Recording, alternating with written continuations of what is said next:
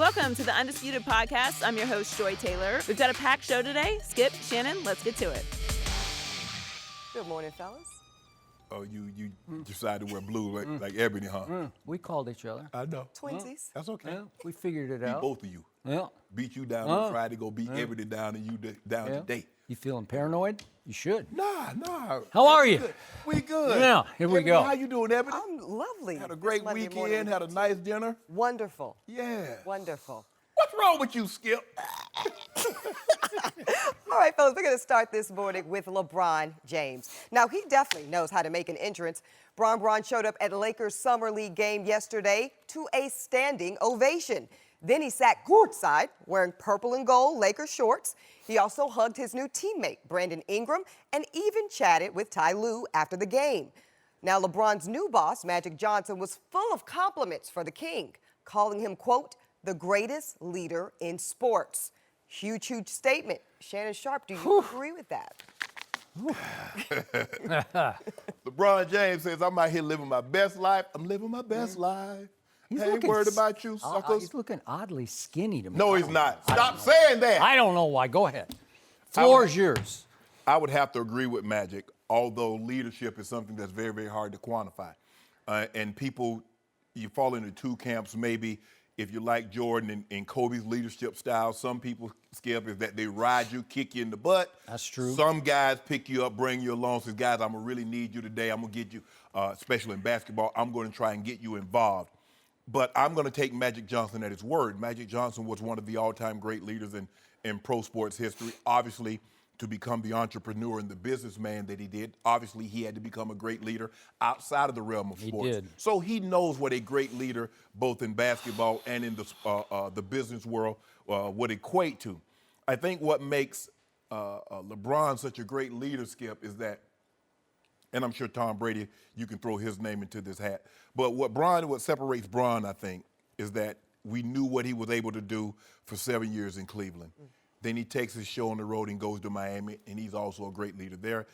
Goes to 4 straight finals, wins 2 of them, 2 MVPs.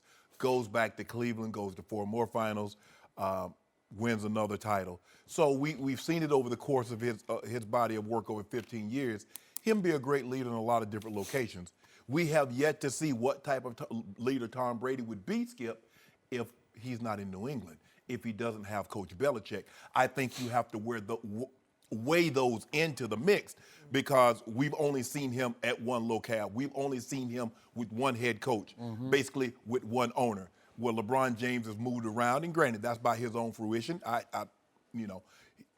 But you look at what he's been able to accomplish, and you look at some of the teams that he's been able to take places that I do not believe, and a lot of other people do not believe they could have gone without him.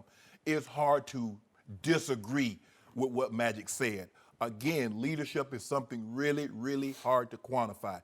But guys and people that are great leaders normally know what another great leader looks like.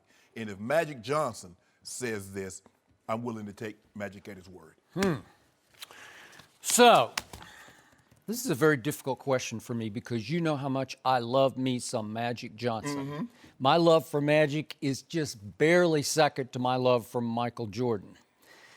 And yet, to me, Magic was an even greater leader than Michael was. He wasn't a greater player, but he was a greater leader. And leadership was part and parcel of Magic's greatness. Right.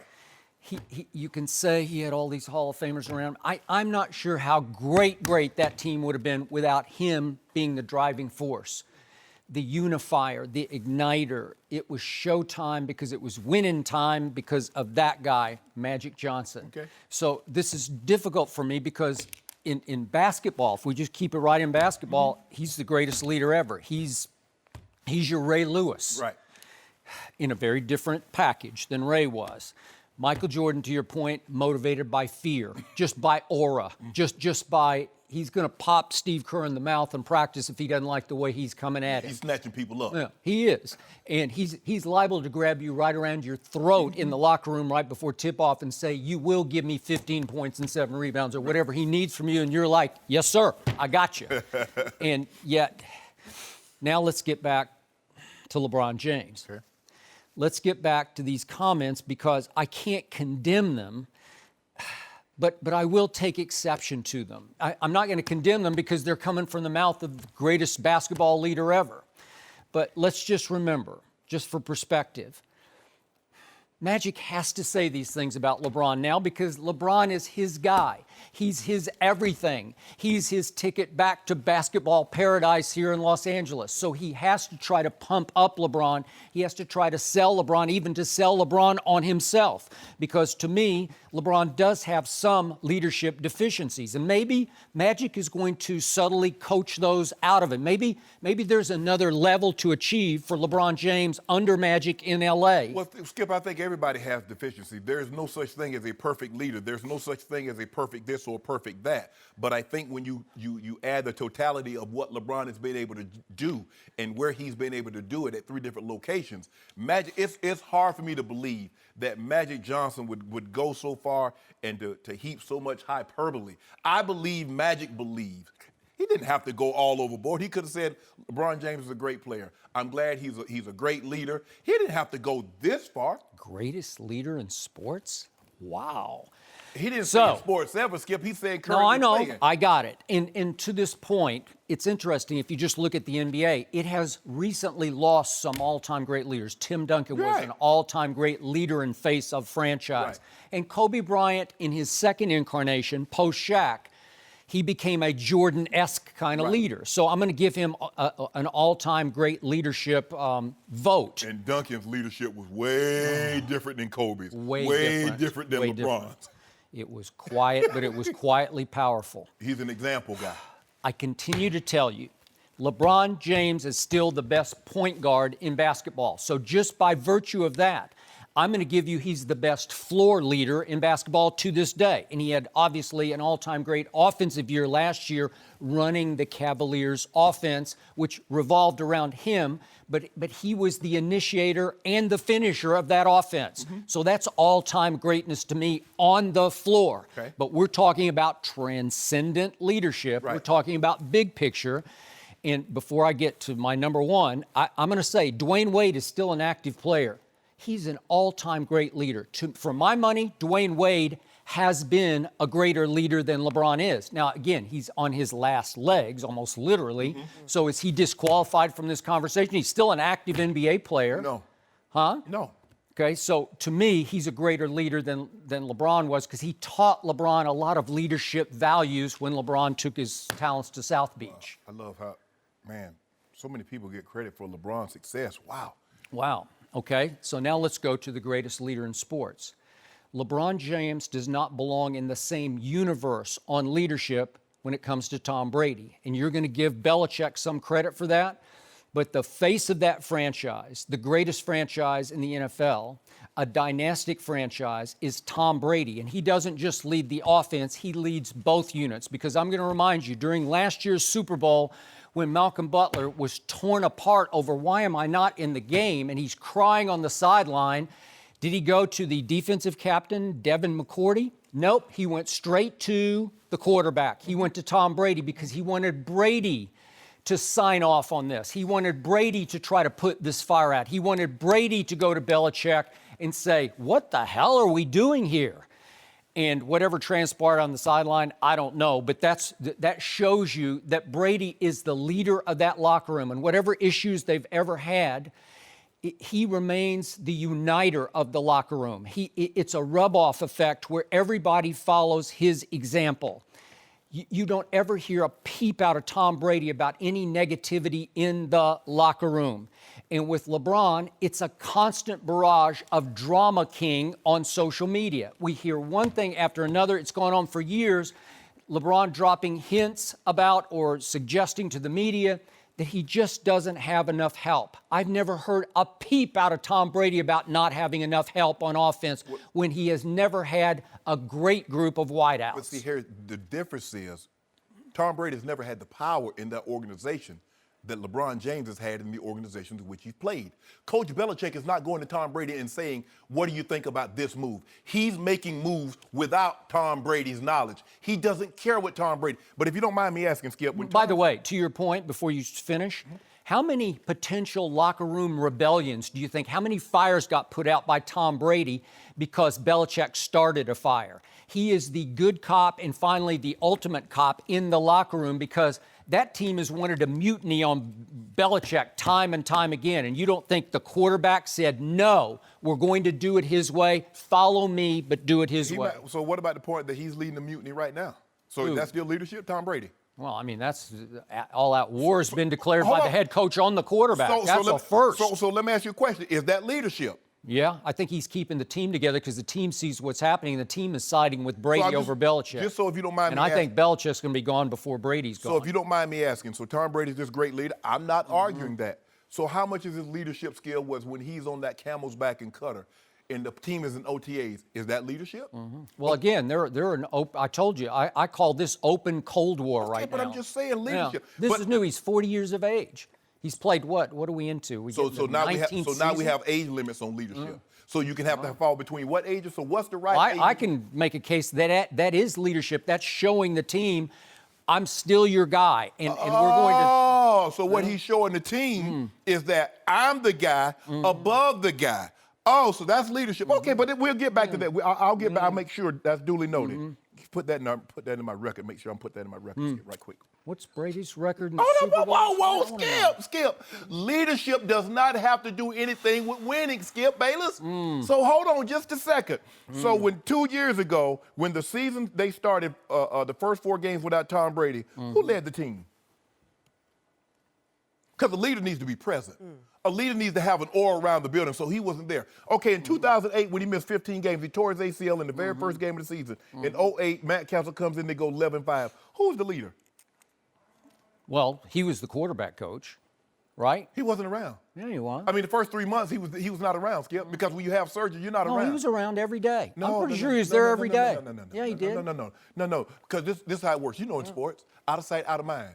When you're not on that football I field. think he's there every day. No, even if he was there every day, the mere fact that he's not playing, he's not practicing, he's not in meeting rooms, you know how this works. They've cast you to the side. We're moving on. We're not worried about the guys that's injured. The guys are not here. We're trying to get the guys ready to play. He built that system. He taught that system to Matt Castle. Yes, he did. Skip Bayless. Yeah. Coach Belichick. Like I said, I threw Tom Brady's name in the hat. All I'm saying is we don't know what Tom would be outside of New England. We don't. Outside of Coach Belichick. I can't. I'll give you that, but that's such an X factor. We can't deal with it, and we will probably never be able to. We're going to be able to deal with it. You think so? Oh yeah. Coach Belichick going to get it away. Okay. So if you don't mind me asking, of all the coaches that LeBron James has played for, can you tell me which one is on caliber or on par with Coach Belichick? Wonder if that was by design by the king. What do you mean what's by design? Maybe he didn't really want a strong coach because he wanted to coach the team, which he does. So at the time, okay, let's just take you at your phrase value. So who was in Cleveland when he got there? Paul Silas. Okay. So How long did that last? So in the 7 years that he had Cleveland. That's probably the strongest man he had as a head coach. How long did that last, Mr. Sharpe? Let's just take. Can you answer, or you're going on to your next point? What? How long did it last? Yeah, Paul Silas didn't last very long. What, a year, 2 years? Yeah, it's hard, man. Yeah, it's hard when you don't make the playoffs. Yeah, when you have an all-time great figure, you don't make the playoffs, yeah, you lose your job. That's what happens, Skip Bayless. Sometimes even when Maybe he was too strong for LeBron. Maybe he No, I think LeBron had the utmost respect for guys that have played the game. I believe, all things being equal, he would rather play for a guy that have coached the game because he know he can have somewhat of a mindset to think what I'm thinking when I'm in a very similar situation. I'm just trying to figure out, though, Skip Bayless, is that why is it that LeBron, you look at his leadership and you say, well, he got taught how to win over here and he got taught how to win over there and he melted down over here. What about, I mean, so he's the only guy, he's the only leader that's ever had a flaw at any point in time during his career. But he's not. That doesn't make him an all-time great leader and not the best leader in sports right now. That's a real insult to Tom Brady. And I know Magic's got to say it, but it's an insult. Do you think LeBron's a greater leader than Tom Brady? You don't. You don't in your heart of hearts. I know you don't, and it's okay. Hold on. I don't think Magic said all-time great. He didn't say the greatest. No, he just said the best in sports. Right now. Yeah, Play it because right now. we've had so many departures. We had Derek Jeter. You think he's a better leader than Derek Jeter? I don't. How about Big Papi, David Ortiz? You think he's a greater leader? I don't, but they have recently departed. Okay? So all of a sudden, it's kind of a blank canvas. It's pretty open, except for that guy, that 40-year-old up in New England who's still going strong and says he's going to play until he's 45. Please don't put those two in the same sentence. And Magic didn't put him in the same sentence directly, but indirectly he did. No, he didn't. And I'm insulted. Hold up, he didn't put him in the same sentence. Well, I mean, he said LeBron James is the greatest leader. Okay. Tom Brady wasn't in that sentence. Well, I know, You but put him I in just that said sentence. indirectly he did, because everybody's going to say, wait a second, what about Tom Brady? Magic Johnson Right? directly spoke what he wanted to speak. He said LeBron James is the greatest leader in team sports or in sports. Well, okay, so who's the greatest player in all of team sports? LeBron. It's Tom Brady. It's not even close. He's been to 8 Super Bowls. He should have won 6 Super Bowls. Skip, there's a difference between being accomplished and being a greater player. I don't think anybody thinks that Tom Brady is better at his job than LeBron James is at his. Think a lot of people do. I disagree. You don't, but No, you don't I have any objectivity. Yo, You're Shannon Sharpe. I have very, very good objectivity. Oh, really? I'm not, Skip. What's the hardest position to play in sports? It's quarterback. Skip. It is. It's just the hardest, and he plays it at the highest level we've ever seen. At age 40, he threw for 505 yards in the Super Bowl against a top 5 defense. Okay, you can say all that. I want you to say he had like an 85 QBR. He threw for an all-time he threw for more playoff yards in a single game, Ebony K. Williams, than anybody in the history of the game. Of the playoffs. But as long as when you finish saying that, what you said, you follow it up. He took that L. I'm good with everything that you say before that L. But as long as you cap it off with that L, you got to get the punctuation right, Skip Bayless. 505 yards, 634 total yards. He QBR almost lifted that team as the leader of that franchise. He almost lifted them above what Belichick was doing to sabotage the football game, which was not playing his best defensive back a single snap in the game. It's mind-boggling and still completely unexplained. No Malcolm Butler for the whole game. He's crying on the sideline because he can't get a snap. And Nick Foles is putting up 41 points on Bill Belichick's defense and winning MVP of the Super Bowl as the backup quarterback of the Philadelphia Eagles. Because there's no Malcolm Butler, you don't think he would have had something to say about this? You don't think he would have been a difference maker? I'm trying to figure out, when did Malcolm Butler become Deion Sanders? I don't know, but he's pretty good, man. He's their best. He's the best on the AFC representative in the Super Bowl. Although I agree that Malcolm Butler should have got an opportunity to play, Coach Belichick didn't see it that way. So I don't know, and we'll never know the true reason of why he didn't play, Skip. But if you're going to give Tom Brady all this credit for winning 5 Super Bowls and going to 8 Super Bowls and 12 in the AFC, shouldn't Coach Belichick receive that same benefit of the doubt that you give Tom Brady? Why not? Because the quarterback's the hardest position to play. Where was Bill Belichick before Tom Brady? He was losing 4 of his 5 seasons in Cleveland. Granted. He lost his first season in New England. He went 5-11. He was 0-2 until Tom Brady fell out of the sky into his lap. A lot of coaches, Skip, are better the second time around. No. Ask Mike Shanahan. This is almost. Ask Pete This Carroll. is actually the 3rd time around. No, it was not. Well, he was up. I know his coach. I know one assistant coach on that staff was ready to put his home on the market because they thought they were going to get fired. But that was still his first job. In his second job, look at Pete Carroll. Pete Carroll was the 3rd time was the charm because he didn't do as well in the Jets. He didn't do well in New England, and he's had very good success, great success in Seattle. Mike Shanahan got fired after 20 games at the Raiders. He did. And won back-to-back Super Bowls with the Broncos. So the second time around, sometimes the 3rd time around, is the charm. But LeBron James, you still have yet to tell me the guy, because in his first 11 years, the only coach that had Coach Belichick's resume, a pedigree, would be Greg Popovich. No other coach was or Phil Jackson. So once we get LeBron a coach like that. About having a quarterback. He didn't have a quarterback in Cleveland. He didn't have a quarterback his first. He had Drew Bledsoe, but they went 5-11. And he didn't have a quarterback for his first 2 games of 2001. There are very few Hall of Fame quarterbacks that doesn't have Hall of Fame coaches. They normally go hand in hand, Skip Bayless. I know you like to say they're mutually exclusive, but they're not. that they are in this case. Oh, nice. Tom Brady made Bill Belichick. You know it, and I know. What about Coach Belichick? He allowed making him? Belichick to make all these what look like wacky moves, getting rid of players a year before he should. You know what a wacky and it move? just didn't matter because he still had Tom Brady. You know what the wacky move was? Yeah. When you had a quarterback that you're just giving $100 million to, and you signed one in the 6th round. That was a wacky move. Oh, but you don't want to get give him no credit for that. The 6th round's an afterthought. You think he thought Tom Brady was going to be Tom Brady? He would have taken him in the 2nd round. Did he take or him? the 3rd round. Did he take him? Yeah, Simple. in the 6th round he took Okay, him. he did. Yeah, as a camp fodder. Okay, as let the me ask you a 3rd question. stringer. He could have released him. He kept him on Yeah, the but they active knew roster. right away, as Charlie Weiss has told us, they knew the first day of camp, the first year around, this is the year before, we got something. Okay. Because most of these coaches will tell you they have no idea when they draft them. They have to get them in their confines what, Skip? with their players. And then the first day you'll say, wait a second, he's a bust. Or wait a second, he's way better You than know we what, thought. Skip Bayless? You're absolutely right. They knew so much they had something that even the 2nd year, Drew Bledsoe was still starting. So if they knew that much, if Tom Brady was going to be that guy, why did, after they had another offseason, they had an entire OTA, they had a training camp, mini camp, why didn't Tom Brady beat Drew Bledsoe out? If they knew what they said to be true.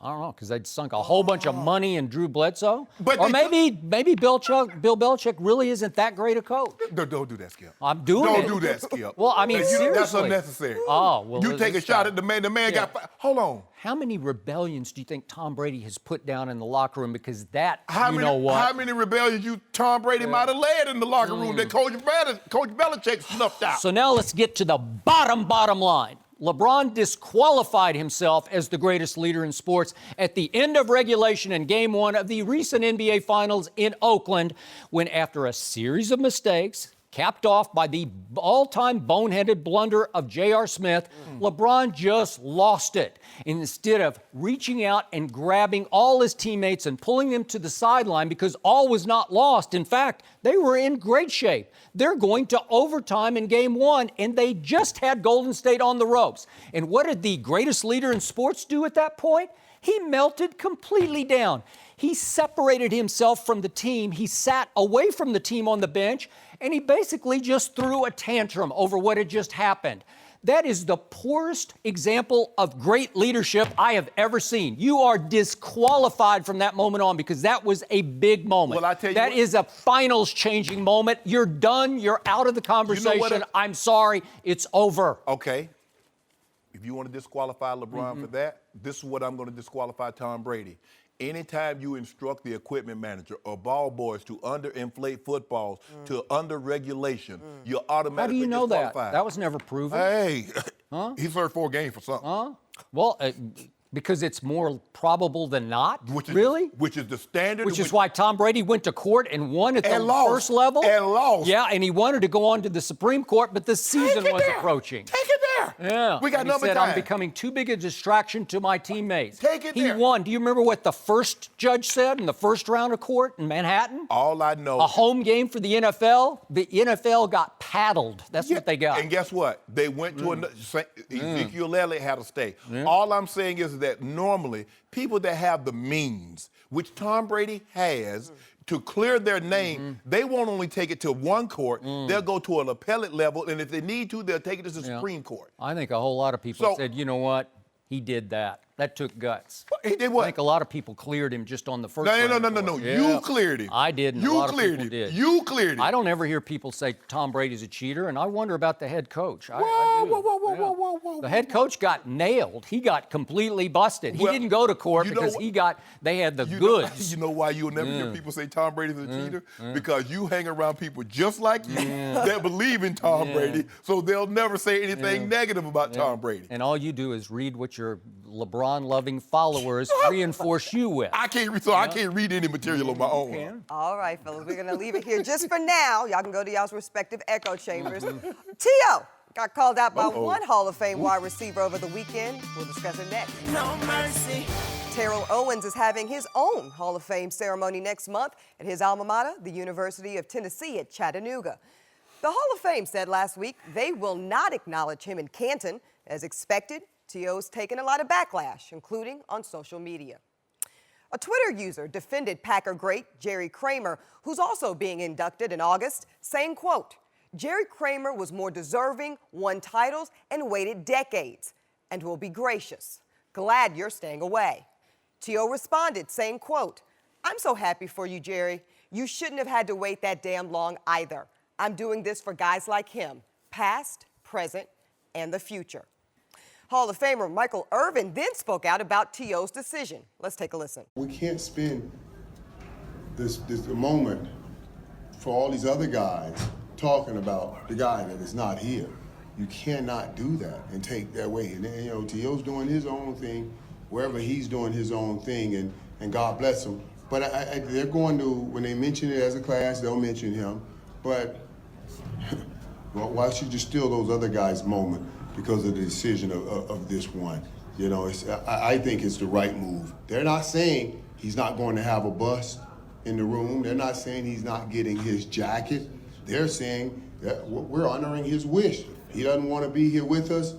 We're going to mention him as little as possible. Shannon, are you surprised by what Michael Irvin said? No, because there are more guys that feel like Michael Irvin that have gold jackets that does not feel like Michael Irvin that has the gold jacket. Skip, everybody knew why T.O. was doing this. I mean, you and I, we knew early on that this was about the voters that kept him out unnecessarily for 1 or 2 rounds. With the first ballot, second ballot, and I get it. But what T.O. needs to, and T.O. should have been, Skip, T.O. should have been at first ballot. That's not what's up for debate. But what I need T.O. to understand, and I need other guys to understand, that there are a lot of worthy candidates because somebody had to wait, Skip, that's an all-decade player in 2 different decades. Somebody had to wait, that's a 5, 6, 7, 8-time Pro Bowler, 4 or 5 first-team All-Pro, 1 Super Bowl rings. Jerry Kramer is what, a 5-time NFL champion because he won championships before the Super Bowl came in existence, and he was on those teams that won the first 2 Super Bowls. So Jerry Kramer. By the way, he threw the block that freed up Bart Starr to go in on the ice bowl. In the ice bowl, 67. So I agree with you, Skip. You're starting to see more and more guys speak out with gold jackets because they feel it's disrespectful. For me, I've let T.O. know that I'm disappointed, but this is his wish. He wants to go it alone. He wants to be at his own ceremony at his alma mater, University of Tennessee at Chattanooga, and that's his wish. But I don't really know what they want the Hall to do. Skip, they're going to send him his jacket. His Hall of Fame bus will be in the class of 2018. So when you go in there and you look, okay, let me see the class of 2018, you'll see Terrell Owens' bus along with Ray Lewis's and Urlacher's and the Brian Dawkins. It will be there. What do they want him to do? Continuously mentioning how? We can't acknowledge him, Skip, because there's not going to be a presenter there to say, I present for Hall of Fame induction, Terrell Owens. Terrell is not going to be there because he's at a different location. I don't really know. He's not deceased. He's not incapacitated. He's just choosing not to be there. Skip, there are 31 receivers that are in the Pro Football Hall of Fame. 24 of the 31 had to wait at least as long as Terrell Owens. 24 of the 31. So 75%.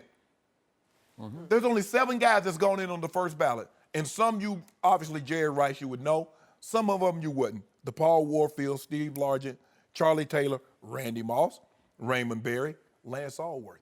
These are the only first ballot. Okay. Hall of Fame receivers of the 31. Of the receivers, yes. Okay, I got it. All right. Because I counted up out of the 310 Hall of Famers, including obviously you, 234 were not first ballot. Okay. So that's 75% were not in. Right there. Okay. So you got 75% of the receivers that weren't Hall of Fame. 75% of the whole Hall. Okay. So what happened to you, T.O., although he thinks it's unique, it's more likely and more probable than not that it's going to happen moving along. I hate that phrase, but I'm going to let you use it. Yeah. But Skip, in this situation, it's more likely that this is going to be the trend moving forward as opposed to the other. And by the way, you were 3 ballots. I was three. Okay. Third crack. And I had all the records, and I had 3 Super Bowl rings. And no one said I was bad in the locker room. Nobody said I didn't practice hard. I didn't play hard. It just happened.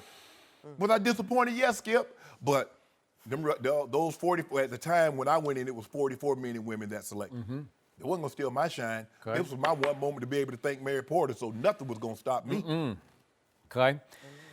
Quick note about Jerry Kramer. I was close friends with the late, great Dick Schaap, who was the original moderator of the Sports Reporters, and he was the campaigner.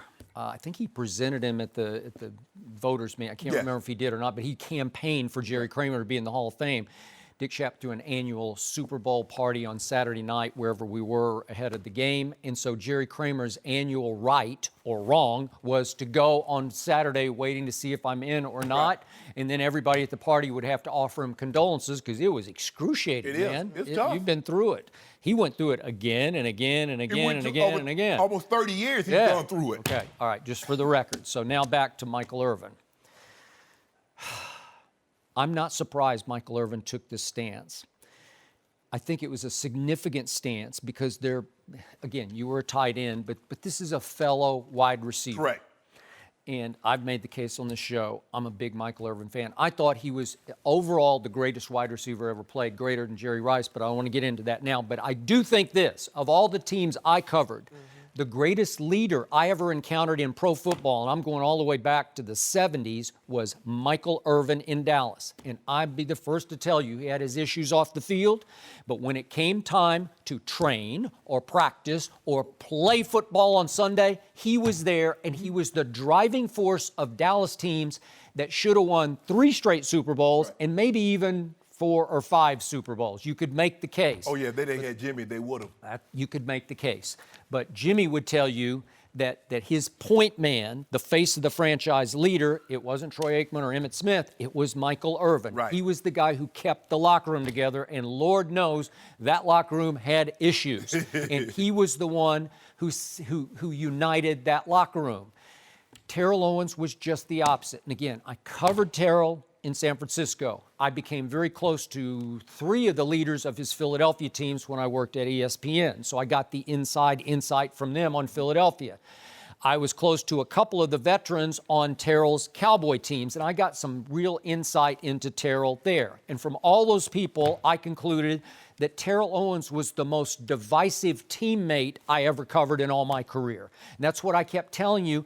You can give me those numbers. They're spectacular numbers. They are first ballot Hall of Fame numbers. Right. I give you that. But because of this, and because it wasn't off the field, it's actually on the field, divisive, in the locker room, in the huddle, wherever it is, that he wouldn't be in my Hall of Fame. But that's just me. And I don't begrudge him being in this one, and I applauded him. I told him I congratulated him when he was here. I'm okay with all that. But the point is, he's not okay with it because he's now dividing the greatest team he could ever been a member of. It's like part and parcel of all my issues with him are all coming to fruition right before your very eyes. He doesn't even want to join your team with the greatest leaders ever, including Shannon Sharpe and Ray Lewis. Skip, I think the thing is, and maybe some are attacking T.O., but I think the biggest thing is that the blowback that the Hall is starting to get for not mentioning him. And Michael is supporting the Hall. He's like, hold on, wait a minute. I live here. You're not finna attack my house. You don't want to come visit, but then you want to talk about my house junking? I'm using that in a literal, in a figurative sense. Yeah. So Michael and some of these other guys go, hold on. You choose not to come. So I'm not going to let someone else, T.O.'s not attacking Hall. He just says, I want to go somewhere else. Yeah. But people are like, well, they should mention T.O. They should at least acknowledge him. Well, he didn't want the acknowledgement. He didn't want that. He wants to be at his own place and get his own acknowledgement, which I'm cool with. They're gonna acknowledge him. His picture will be on the brochure as one of the guys that's going into the class. Yep. He'll get a gold jacket. He'll get a bronze bust that goes to Canton. He will get a wooden carbon copy of the one that's in Canton to put up on his mantle. So I think Michael and a lot of other guys are protecting the Hall of Fame, the building itself, against unwarranted criticism and attack. I agree. Because that building had nothing to do with T.O. not getting in on the first ballot. The writers, but what he doesn't get, Skip, normally when you protest or you boycott something, you say, you know what, this is going to bring about change. Do you actually think this is going to change the process of how the Pro Football Hall of Fame votes? No. It's not. And I don't really think in his heart of hearts Terrell cares about that. look, Terrell is a brilliant self-promoter, and part of his self-promotion has been, they did me wrong. They did me wrong. It was always somebody was doing him wrong. The coach did him wrong. The quarterback did him wrong. And in this case, he finally had to point the ultimate finger at your house. They done me wrong, except it wasn't you who'd done him wrong. Right. It was the voters. Right. But it's coming across like the Hall of Fame done Correct. me wrong. Right. And it's not right and it's not fair. But I told you the other day, and I'm going to say it again, Terrell's not happy unless he's unhappy. And he always needs a cause. He needs to be the martyr. He needs to play the sympathy card. And I'm sure he has a lot of supporters via social media, a lot of Twitter followers who are backing him up and saying right now, hang in there, take that stand, take them down, make them change this process. I don't think this is going to change the process. But go ahead, Skip. Go Well, ahead. I've just never loved the process because for me, and I know this is idyllic and unrealistic, but to me, you're either a Hall of Famer or you're not. It shouldn't be by degrees you're a Hall of Famer. You're this degree, this degree, this degree, this degree. Like, are you a third-degree Hall of Famer? No. No? It's like I'm a karate expert or judo or something. Right. I got a first degree or a third degree. Yeah. Oh, he's a fifth-degree black belt. Is Chris Carter a sixth-degree Hall of Famer? I don't know. You know what, Skip? I don't think so. But to be fair to T.O., now, while there have been some guys, and I've talked to guys that have played with T.O. and they said he could be difficult. I've also talked to guys that said T.O. was a very good teammate. So, and the thing is, I think a lot of times because we have this narrative out there, it gets portrayed more that he was more of a distraction than he was a help. So I just want to be fair. And granted, maybe they were more. So if there's 53 guys, maybe 30 thought he was terrible and 23 thought he was divisive. Yeah. And he did have his supporters. Yeah, his supporters. He did. All right, folks. No mercy. The Lakers have the second best odds to win the championship, so understandably expectations are high right here in Los Angeles. But hey, not so fast, according to Magic Johnson. Magic compared this Lakers team to LeBron's first year in Miami, which struggled out of the gate. Magic said, quote, I think one thing that we have to do, and the fans have to do, be patient about, is the chemistry on the court. Basically, all these guys will be new to each other, right? It's probably going to take us at least a month or two, probably closer to 2 months, to really understand how to play with each other and how to read each other. All those things. All right. Sounds fair to me. Shannon, do you agree with Magic? You saw Brown on the sideline, Skip. He out there living his best life. He living his best life. You saw him having Of course he was. Yeah, he's Totally living my best life. Ain't he worried about you suckers? He living his best life, and you need to leave him alone. Well, he's in his honeymoon season. No, ain't no honeymoon. expectations. No, don't do that, Skip. Huh? I'm going to deal with you in a minute. Magic Johnson is absolutely correct. You remember, Skip, when he went to Miami, they started 9-8 and ended up winning 58 games. Okay. He comes back to Cleveland. They're 19-20 before they win 53 games. Now, the difference is Chris Bosh was in his 7th year, 8th year. LeBron, D-Wade, all those guys were veteran players. I'd say. Now you're bringing LeBron in, who's the veteran player. Now, if everything goes according to plans or how they kind of maybe envision it, Brandon Ingram is only going to be in his 3rd year. Okay. Kyle Kuzma will be in his 2nd year. Lonzo Ball will be in his 2nd year. Now, the reserve players, JaVale McGee's been at it for a while. Lance Stevenson's been at it a while. Rondo's been at it a long while. Has been at it a while. But the way things are looking, and even though those guys have been at it a while, Skip, it's going to take them a while to blend all this because LeBron is in year 16, and then it looks like the rest of the starters are going to be in year 2 or 3. That's kind of how it's playing out right now. Okay. So with that being said, it's going to take some time. Don't think that you're going to get, because see, everybody, the anomaly is Kevin Durant going to Golden State and they win in 67 games. I thought they were going to have a hard time. I did too, Skip. And lo and behold, but because of the way they move the ball and because Kevin Durant's like, and you got But remember, they all bought into we need him to get over the hump. So right? whatever you need, if you need to do ISO, do ISO. Okay. If you need to bring the ball up the court and take it, you do that. Skip, this is a different type of a situation. Golden State, different than LA, and Magic is absolutely right.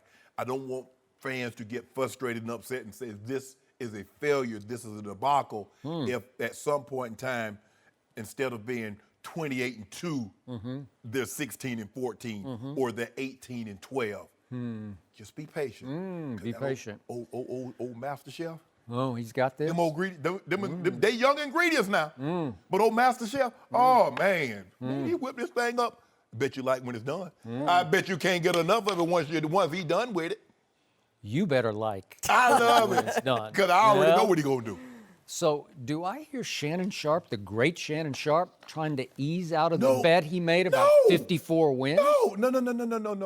Wow. Y'all got some due on that. Skip. Oh, we got big due. Skip, they started 9-8, and they won 58 games. 58 games. Which team? Miami. They had Dwayne Wade and Chris Bosh. Go ahead. Okay. Yeah. Let me ask you a question. Do you think they'd have won 58 games without that guy? No. Okay, then. No, So but they had those two also. They got and then that. you said he went home and did this and that. He had Kyrie and Kevin Love. That'll work. Yeah. Okay. And it did take Kyrie and LeBron a little while to figure it out. It takes them a while. But once they figured it out, they had star power. Yeah. So I'm just going to go off the first 2 months of the schedule. So the Lakers would play 28 games in 2 months. So let's say they get off to a rocky start, and I'll give them 14-14. What if after 2 months? What if after 2 months they're 14-14, 500? Would you be okay with that? Yeah. Would that be pretty predictable? I don't think that's real. I don't think that's what's going to happen. But sure, I'll be okay with that. Okay.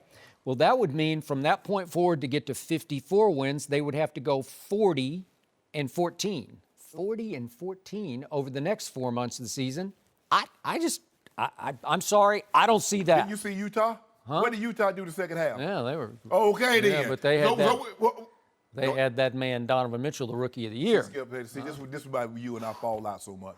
You want to sit right across from this table and talk about they had that guy Donovan Mitchell. Special. Do you realize And they did have Rudy Gobert, the Defensive Player of the Year. Oh, do you realize that we're talking about LeBron James? Yeah, a Mount Rushmore player. Okay, so I'm also talking about Luke Walton, who's, not much older than LeBron James. But Quinn Snyder's not Pat Riley. Okay, I got it. Same hairstyle, but they're very Luke different. Walton is sitting on the hottest seat in sports right now. It's hotter than Jason Garrett's seat because he's got to figure out how to manage LeBron. Not a cakewalk, not easy. And then he's got to figure out how to coach the man I consider the most difficult to coach in the league in Rajon Rondo. That's hard, man.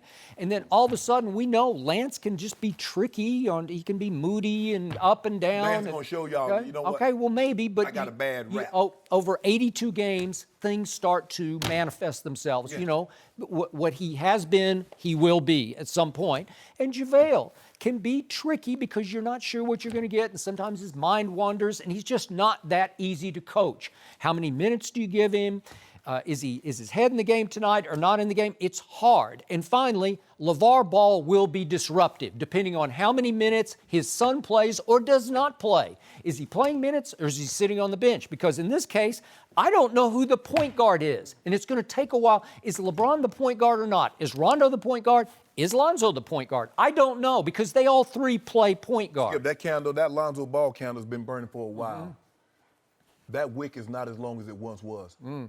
So this start popping off about Luke need to do this and they're not doing that. Okay. I think it's going to be easy for Magic Johnson and Rob Pelinka to pull the cord. You agree or disagree? I don't know. I'm a Lonzo fan. I'm not backing off that. So I don't know. That's going to be up to LeBron James. He could pull the plug. No, LeBron don't do that. Huh? LeBron don't do he's the Magic already said he's a key decision maker. Yeah. Right? He's got huge input. You don't think let me ask you a question. You think Sam Presti run things by Russell Westbrook? Well, this is different. This is LeBron James we're talking about. That's Exactly. what you tell me. Okay, That's my thank point. you. No, that's my point. You're making my point. You act like he shouldn't run things by him. We're going to talk about that If he says if LeBron finally concludes after 2 months, we got a log jam at point guard. I want the ball in my hands, and I want Rondo to back me up. Then they got a big problem because I think he's going to suggest to Magic Johnson, I think we need to move Lonzo. That ain't no problem. Huh? That ain't no problem. Well, wait a second. Magic Johnson was the man who tabbed Lonzo Ball with the second overall pick, so his pride and reputation are on the line with that pick. No. No? He wins the championship because this is what we know about business. Every business that Magic Johnson has embarked upon has not been as successful as these Starbucks chains, these Magic Johnson theaters, his Dodgers. So he's had some failures. That's business. This is basketball. Exactly. Yeah. Knowing when to cut bait, knowing when to walk away. Okay. That's the thing, Skip. Are you suggesting the bait is going to get cut? Oh, my God. I can't see it. And if Lonzo goes somewhere, I almost hope he does go somewhere else to get away from his father, away from his family. He can't get away from his dad? Yeah, he can. How? Because his dad won't live wherever he's playing. So they got microphones wherever he's playing. They got cameras. Yeah. He's going to just do what he always does, talk. Well. But you said, LeVar said it, Lonzo said it, everybody said, he's been doing this for all the time. So I'm trying to figure out how does all of a sudden that bothers him? He said he's been hearing it his whole life. Well, I'm just saying that this isn't about what LeVar says or doesn't say. In the end, this is going to be about LeBron saying, I need the ball. We got too many point guards. You got the second pick in the draft who had the ball in his hands a lot last year, for a little while, a lot. And you got a Rondo who needs the ball in his hand. That's all he's ever had is the ball in his hand. Well, hey, I'm going to trust Luke Walton. I'm going to trust Magic Johnson, the way they constructed this team, and the best players are going to play. And when that becomes a problem, we'll find someone else better, and they'll put them in there. All right. What have you always told me about LeBron James? It's hard to figure out how to play with LeBron.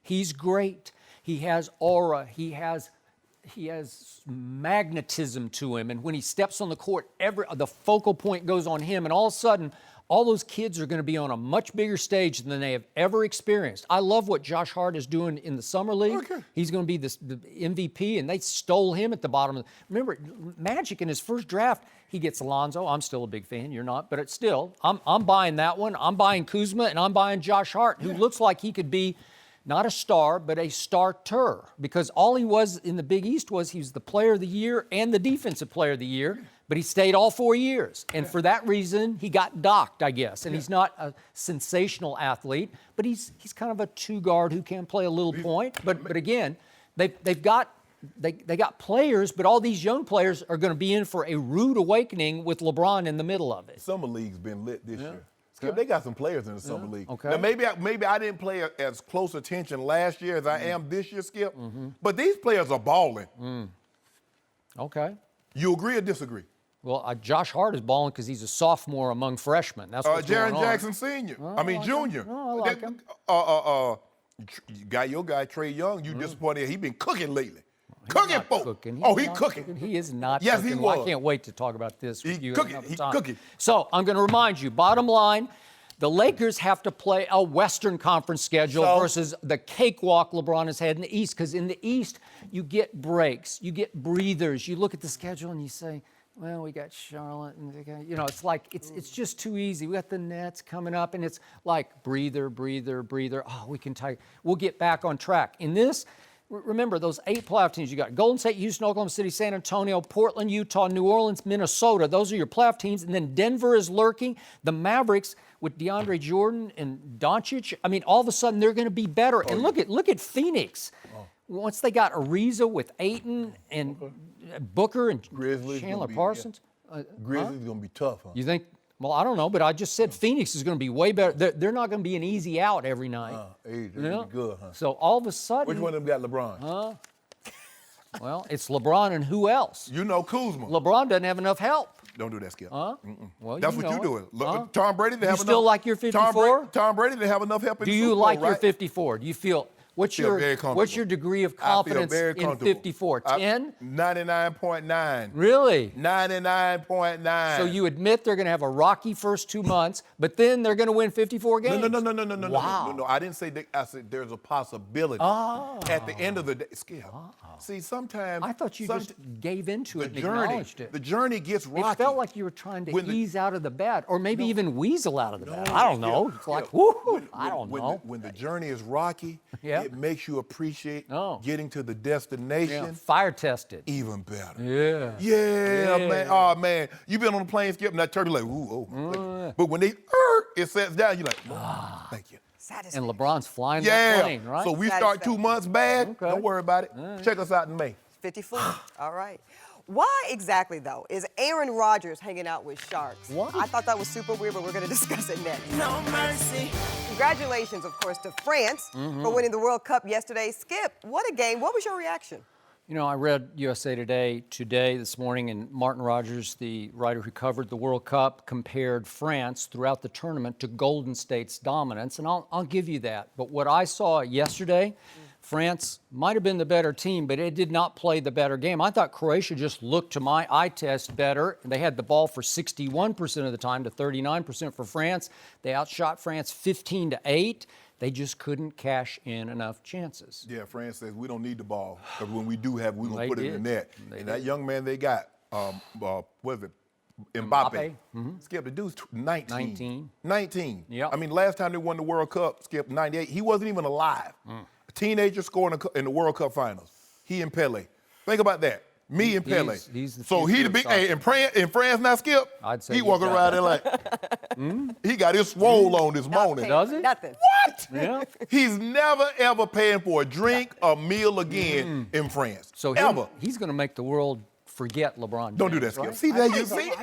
Why we can't have a good conversation? Wasn't that where we were going? No, we're not going there. He's going to become the face of the World Cup. And He come to America and walk down the street. He walked down Rodeo Drive. How many people stopping him getting I autographs? don't know. I think a lot. Let More LeBron- than you might think. I tell you what, LeBron James had a place. He had a place in France. Who getting talked to? Yeah. All right, we're going to move on now, though, to the You know. NFL. Aaron Rodgers. Now, he's had quite an offseason. Peter King of NBC talked to Aaron Rodgers over the weekend at a celebrity golf tournament and even wrote about Rodgers meeting the Dalai Lama, swimming with sharks for Shark Week, and becoming more public with his relationship with Danica Patrick. Rodgers also talked about his longevity on the field, saying, quote, "I love to play to 40. Shannon, Interesting. what does this offseason behavior tell you about Aaron Rodgers? I don't know. Skip swimming with the sharks. Maybe he has a fear of sharks. Maybe He he's does. Trying, No, maybe he does. he's trying to stare. I got a fear of sharks, but I'm never gonna come in contact with them because I ain't gonna be in the ocean where they at. Well, he did. Because you know the way I Yeah. look at it, if I'm in the ocean with the shark, the plane crash, ain't gonna be nothing but me. I'm gonna go be shark food anyway. So I ain't even worried about going to swim with no shark.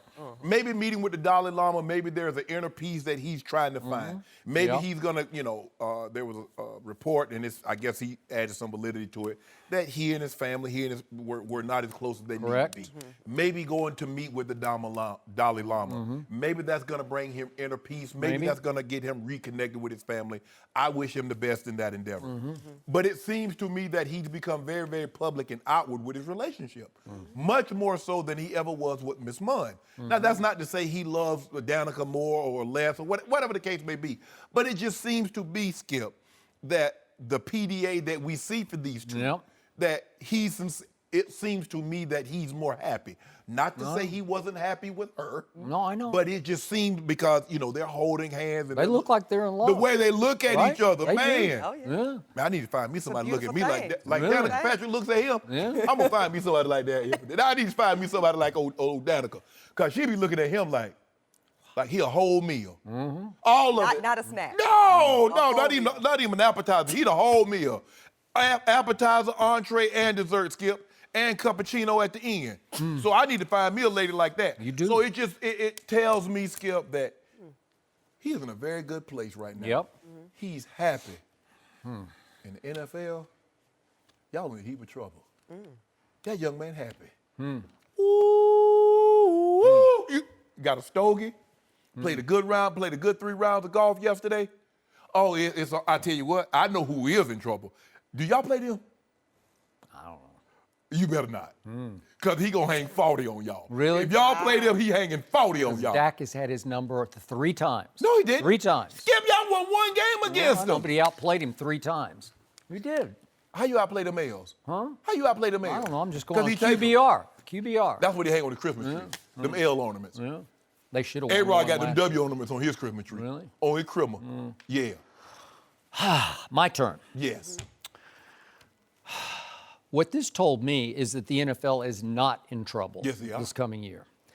What this told me is that Aaron Rodgers is not Tom Brady. And I would bet on Tom Brady playing to 45 before I would bet on Aaron Rodgers playing to 40. Because the one thing I do respect about Aaron Rodgers, every time I read about him off the field, it's always deep. He is a deep thinker. He is. While Tom Brady takes family vacations in the offseason, Aaron Rodgers goes on journeys of personal discovery. He's looking for growth. He's He is. growing. No, I know. So he goes to see the Dalai Lama, and he talks about how to achieve global peace, noble endeavor.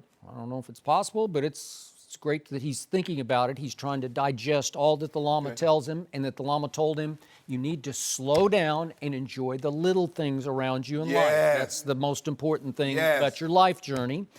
And then Aaron decides, I have 2 deep-seated fears: sharks, heights.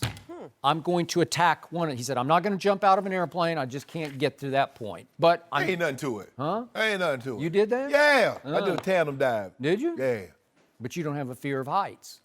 No. No? Okay. So there you go. But you do have a fear of I sharks. had a fear of being broke when I was young. I did something about that too, Evan. Yes, you did. I stared that fear, but You remedied that. Yes, you did. But Aaron Rodgers did have a fear of sharks. So when Shark Week called, he and his agent said, yeah, bring it on. I'm going to go face my fears. And he literally went underwater and faced the sharks face to face. I thought, at first when I read about it, I thought, you mean you have a cage?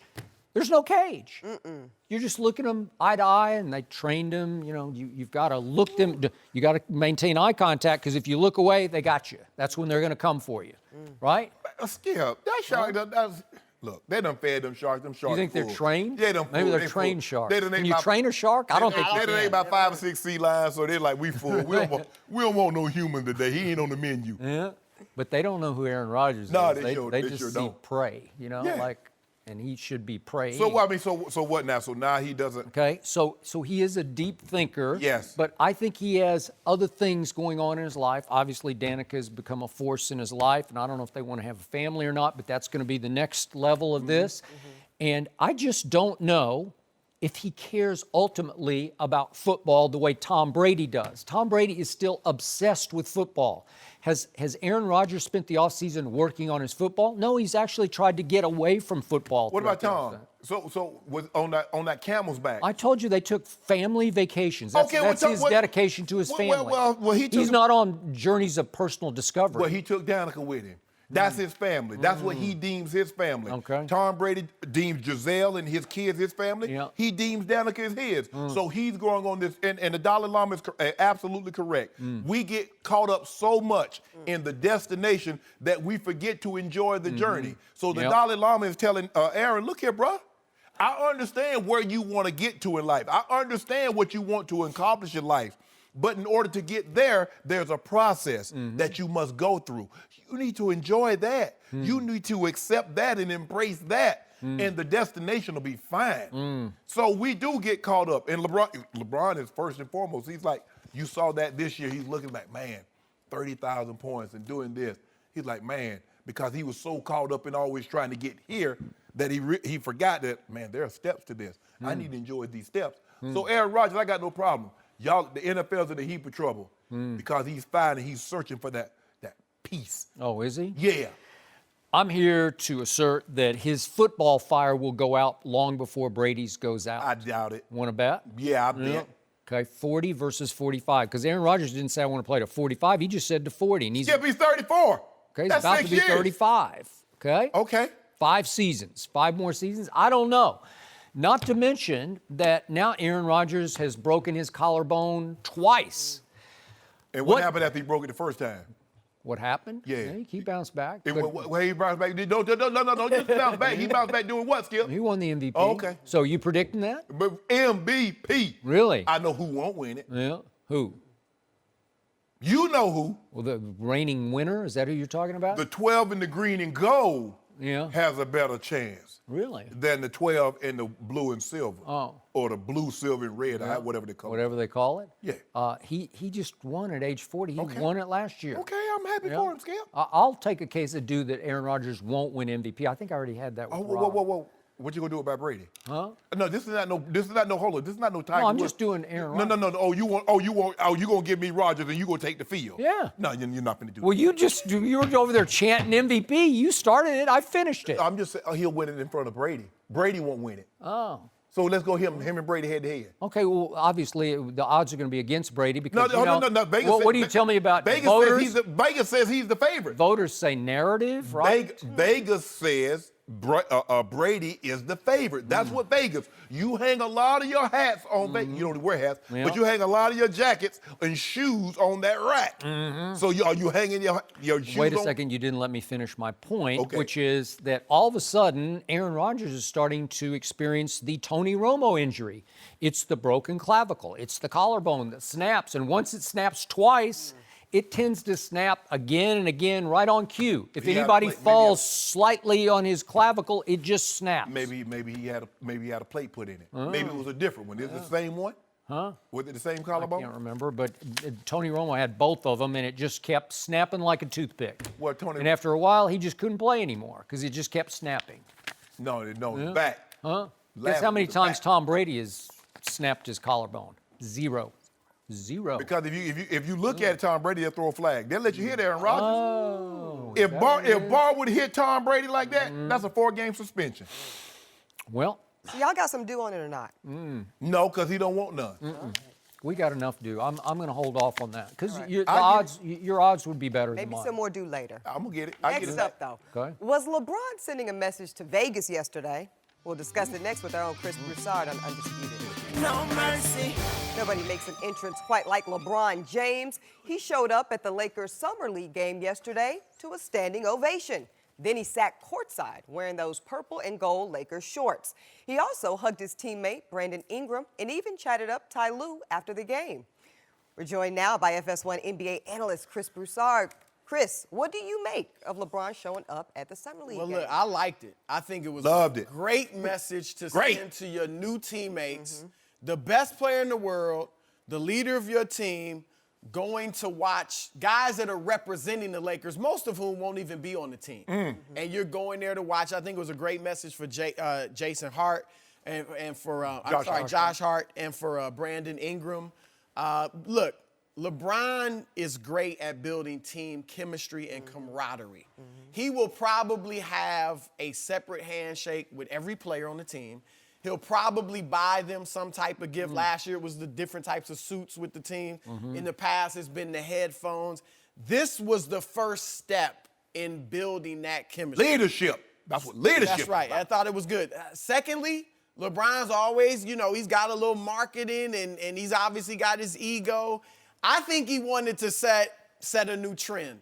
Because you rarely see people wearing, like, real game-type basketball Especially shorts. out in public. Yeah, exactly. Around the house, we cool. They might wear gym shorts, but not that type of, like. Dude. And so I think he was trying to see if I can see how far my juice goes. Let me start a trend. You said they sold out online. They sold out. $500 a pair. Yeah, so, and I tried to get a pair. Did you try to get You some? have them on underneath there? No, I tried to get a pair. They sold out, Skip. He got his pajamas. I bet you got your Lakers pajamas on. Right. You watch the NBA. NBA going to start marketing them too. I do think this too. Maybe it was an olive branch to those Lakers / Kobe fans who, there's been the mural's been defaced twice. They might be upset that he didn't go to the pizza party. And some Kobe ones are just skeptical in general that he's here. Okay. So maybe that was a sign that, look, I'm all in on the Lakers. I'm a Laker. All right, I'm in the legacy of Kobe Magic. Even Shaq. without a press conference, I'm a Laker. I'm all in. I'm not going anywhere. I'm not backing out of it. I'm not pulling a DeAndre Jordan, giving you a verbal handshake. I done signed the paperwork. I'm a Laker, Skip Bayless. Tell me when it's my turn. It's not your turn. It's my turn now because I'm going after Oh, Chris. my goodness. Oh, Lord. I don't make too much of this. I like Ty Lue getting him a hug. Ty Lue say, bruh, why don't you get me up out of here with you? You know, I'm on borrowed He time. might have said that. I'm on borrowed time. Yeah. You know what? I was thinking about this all last night, all today. I wouldn't want to spend 1 hour as LeBron James because everything he does is critiqued. There's no question. There's no way I want that in my life. It's also publicized. I don't care. But not just, look, LeBron does like the spotlight. Yeah. He likes creating some drama. But it's not his fault necessarily that everything he does. Everything. We're talking about LeBron James watching a game. Watching the game. Not a game. No. We're talking about him watching the practice. game, not playing the game, right? Watching the game. I can see if he showed up to watch a football game or a baseball game. He showed up to watch a game that he plays. He's Summer watching. League. He's watching the team that he's affiliated with. Now, if he shows up and the Lakers are not involved, and he's watching the Cavaliers, now we talking about something. Why you showing up watching the Cavaliers in Lakers shorts? Right. Okay, now you got my joy. I'm like, okay, bro, what's going on, bro? Something you trying to tell me something? But the dude show up in the game with them nice, you see them shoes, them purple kicks. I think I'm gonna get me a pair too, Lisa. By the way, they play tonight, in the semifinals. Yeah. Lakers, Will Cavs. he be there? Is he going to show up? No. You know his agenda. What is it? He's not coming. He's out? Because he don't want to overshadow. He don't want to overshadow. Let them have them. I came yesterday. Really? Y'all saw me. I'm gone. Is that a report? That's his report. No. That's a report. So look. Is he afraid to He see will just how not good be at Colin the game. Sexton might be? Maybe. He wished Colin Sexton. He wished the Cavaliers all the Sexton played well. He has very well. But LeBron is enjoying his time. He's on the Amalfi Coast. He's been doing his thing. He ready to get back. He's like, okay, Josh Hart, I can work with you, bro. Brandon Ingram, go on and go to an In-N-Out Burger and get you 5 double-doubles and start eating, bro, because I need you to put on some weight, get some bricks in your back pocket. Kuzma, I know you putting that work in. Let go to work. That's what he said. By the way, you know who needs to go to In-N-Out and get 5 double-doubles? Is LeBron. Stop it! Does he not does look thin. weirdly skinny? What happened? As you get older, What that's happened? what you do. You Oh. take the weight off. Oh, that's what I've been trying to tell you when you make fun of me for being skinny, right? Skip, you always been skinny. Oh, Skip, you finally up to 160 pounds. You was 140. He's cut, though. Nah, 140. Completely ripped. Skip is cut. Yeah, he's Yeah. cut. He's ripped. Round ripped. Oh, dang. Oh, man. So, the first answer to this question is LeBron James is a gym rat. He loves basketball. He's always watching basketball at home, and he has made several appearances at Summer League games because he just loves to sit and watch. Yes. I don't disagree. It was a good gesture for Josh Hart because Josh Hart looks like he's going to be a player. looks like he's a part of their- He's yeah, part of their he'll be a rotation. part of I don't their even know if he can be a starter. Again, I'm shocked that he fell all the way to the bottom of the first round. He's Big East Player of the Year and Defensive Player of the Year. Not an explosive athlete, but he's 6'5", like 210 or 15, and he's got a man's body, and he will defend like crazy. Will he help this team? Now, he's a sophomore, obviously, so he's playing among freshmen mostly. So is he going to be the MVP? He could be of the Summer League, but you poo-pooed Lonzo being MVP last year, right? You said nobody plays in the Summer League. He's also a part of. He might be a part of that package they put together to get Kawhi. He might So we be. need him to No, keep he might be showcasing, keep playing doing his what way he's right doing. out of L.A. I don't know. But the point is that LeBron is stressed out because he's been making a lot of movie deals the last week or so in L.A., and he needed a break. He needed a break. He went to Vegas for a Over little here, man. Vegas for a break, right? He needed a quick break. He's got the private jet. It's, like 35, 40 minutes, Yeah. like, Up, down. up and Well, you down. got to get you're to there. Van Nuys because I'm sure he's flying He's out going of out of Van Nuys, so that's Yeah. got to go over the mountain, right? Taxing. Yeah. Yeah. It could be, but I'm sure he had a good time, unless he flew straight back last night. It's a nice getaway to Vegas, and I get that. The hat on backward, at some point you realize you just outgrow it. You can't wear your hat on backwards. Yes, you can. Ken In your Griffey- 17th, 18th year, I about just don't Griffey? know. Your guy, Michael Jordan, would wear that Kango backwards. Yes. Remember that? It wasn't a baseball Tango, hat, but not a baseball. but it was What about still- Griffey? still- What about Griffey? That What was- about Griffey? I used to criticize him for that because at some point you're not the kid anymore. but he's still- he's- And I used to blast Tony Romo. He'd be like 35 years old, and you can't put your cap on backwards. Stop. There's a limit. You just outgrow it. Stop. You can't act like you're a little He's kid. only 33. Well, I'll tell you Still what. a youngster. Seems a lot Well, how older, about this though. here? Yeah, Well, how in about real this life, here, he's a Chris? youngster. After you get a certain age, you should stop working out. You shouldn't be as cut anymore. Yeah. Okay. At some point in time, being cut, you Okay. just ain't doing it. So, and it still smacks of that he made a deal with Jeannie Buss. Well, I'm not going to do a welcome to LA press conference, which would be huge for the Lakers. It would could be huge nuclear attention, worldwide attention, because LeBron would finally speak. He said, well, I'll wear your shorts. I'll wear your shorts, which is good, because he's going to sell a lot of product. Theoretically, that's man. not Lakers shorts. They just made those. Lakers shorts are not like that. They don't have the Can't Lakers. don't they get a cut of that? Who? The Lakers. Those were unique. Like you said, Lakers. The in Lakers the in the front. I'm saying the NBA is gonna start doing. They're gonna put them on. You think? I don't You think remember Mellow Hoodie? They didn't have no hoodies. Now what do all the uniforms got? I just can't see them putting the team name on the front of the Why shorts. not? It just That has to be a Laker. So did hoodie sweat jacket seem crazy, didn't it? Nah, hoodies. That's just me. I just don't see it. You don't think this is a Laker production? Like he unveiled the new shorts? No. What? That was a collab with Mitchell and Ness and Don C. That's not think so? Yeah. I don't know. I tried to get the the Lakers shorts. are going to get a cut of this, right? Yeah, There is talk about them changing their uniforms Everything. to some degree. Yeah, they get a Old cut, school or something. but not the cut that they would get if it was their situation, Skip. That's not that. It was the NBA. Right. That's not an NBA. Yeah. That's not an NBA issued apparel. But of course, once again, LeBron refused the media comment as he left. So What I don't you know. wanna- When's he going to speak? No. What's going on? I don't think he's going to speak until probably Camp opens? Might be training camp. Maybe September, maybe late September. What you want him to come say? out, What you want him to say? Or more likely. What training just camp. happened? What just happened? Yeah. Well, I spent 4 years in Cleveland. I realized. Oh, so you're his mouthpiece now? Yeah. I spent 4 years in Cleveland. I had to accomplish all I could Yeah. do there. We were hamstrung, so Yeah. it was just best for me and my talents to chase titles. And So, LeBron, how do you feel about not having a second star going into next year? I'm good with that because I get criticized. He's acting like because this is what happens. There you go. Keep going. This is LeBron. See, this is the problem that I have with everybody. Because when I went and joined D. Wade and Chris Bosh in Miami, you said I didn't like to compete because I was joining a ready-made team. Now I go to the Lakers, they don't have they said now I'm not competitive. I don't care about anything. So he's like, how can I win? So, LeBron, is it possible you just wanted a honeymoon year without any I don't do pressure honeymoon. and expectation next Savannah year? and I went on honeymoon years ago. I don't do honeymoon. You don't periods. do them anymore? No. Sounds like you just took one. No, I ain't Yeah. taking watch you. LeBron, it seems like you have 1 foot in basketball and 1 foot in Hollywood now. If you've got all these movie deals on the Both front of my burner. feet about to be in the NBA's Western Conference, but that's where both of my feet Really? about to be. Yeah. So are you predicting you're going to win the Western Conference this year? No. I'm interviewing LeBron James. This is a first for me. It's great. But I tell you what, Skip Bayless. What? Before I retire, I guarantee you I have me a title out of the Western Conference. As a matter of fact, Shannon Sharpe, I think he said something like 36. So yeah, in 3 years, I'm gonna have a title. How close are you and Shannon Sharpe, actually? Very close. That's my dog. End quote. That was great. End quote. I finally got to interview LeBron. Exclusive, My right here. life has been made.